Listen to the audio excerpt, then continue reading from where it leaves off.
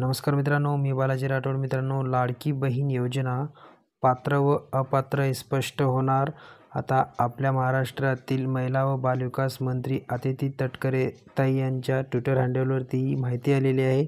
आता माहिती काय असणार आहे ते या व्हिडिओच्या माध्यमातून आपण घेणार आहोत. त्यासाठी व्हिडिओ शेवटपर्यंत पहा. आपल्या चॅनलवर पहिल्यांदा झाला असेल, चॅनलला सबस्क्राईब करून ठेवा. अशाच नवनवीन अपडेट तुम्हाला भेटत जातील. चला तर मित्रांनो, व्हिडिओ सुरू करूया.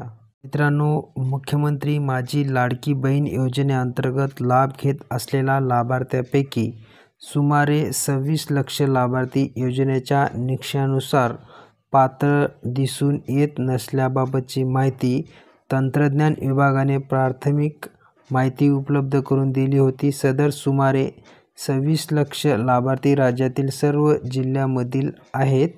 त्यानुसार महिला व बालविकास विभागाने सदर लाभार्थ्यांची प्राथमिक माहिती संबंधित जिल्हा यंत्रणेला छाननीसाठी फिजिकल व्हेरिफिकेशन उपलब्ध करून दिलेली आहे.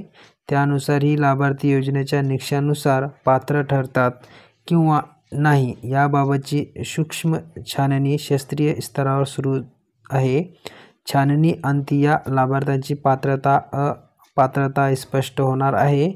छाननी अंती जे लाभार्थी पात्र ठरतील त्याबाबत माननीय मुख्यमंत्री श्री देवेंद्र फडणवीस साहेब, उपमुख्यमंत्री श्री एकनाथ शिंदे साहेब, उपमुख्यमंत्री श्री अजितदादा पवार यांच्या मार्गदर्शनानुसार योग्य कारवाई करण्यात येईल. तसेच पात्र ठरणाऱ्या लाभार्थ्यांचा लाभ पुढेही पूर्ववत सुरू राहणार आहे. मित्रांनो, अशा प्रकारची माहिती आहे.